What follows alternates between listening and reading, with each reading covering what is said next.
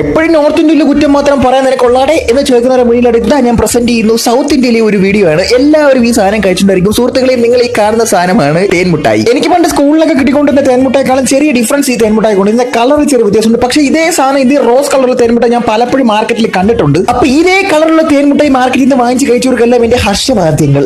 ഭാഗ്യത്തിന് തേൻമുട്ടായിക്ക് അത് തേനില്ല എന്നുള്ള നഗ്ന സത്യം നമുക്ക് എല്ലാവർക്കും അറിയാം. തേനാണ് അവർ ചേർത്തത്. എന്ത് കണ്ടാവേണം തേനെന്നും പറഞ്ഞ് ചേർക്കണം ആരെ കണ്ട് ആർക്കറിയാം. എന്റെ കമന്റ് സെക്ഷനിൽ വരാൻ ഒരു കോമൺ കമന്റ് ആണ്, 2 3 സാധനം നിനക്ക് ഇങ്ങനെ കിട്ടിയാ പോരാടേ. നമ്മുടെ നാട്ടിൽ സാധനം ഉണ്ടാക്കുന്നുണ്ടെന്ന് എനിക്ക് അറിയില്ല. അഥവാ ഉണ്ടാക്കുന്നുണ്ടെന്ന് ആർക്കെങ്കിലും അറിയാമെങ്കിൽ അതും വൃത്തിയില്ലാതെ ഉണ്ടാക്കുന്നുണ്ടെങ്കിൽ ആരെങ്കിലും വന്ന് കമന്റ് സെക്ഷനിൽ അതിനെ പറ്റി ഒന്ന് പറഞ്ഞു കളയല്ലേ പ്ലീസ്. ഇതുപോലെ വൃത്തിയില്ലാത്ത സാധനമാണോ നമ്മൾ കുഞ്ഞിലേക്ക് വാങ്ങിച്ചിരുന്നത്. ഇപ്പോഴും പലരും വാങ്ങിച്ച് കഴിക്കുന്നുണ്ട്.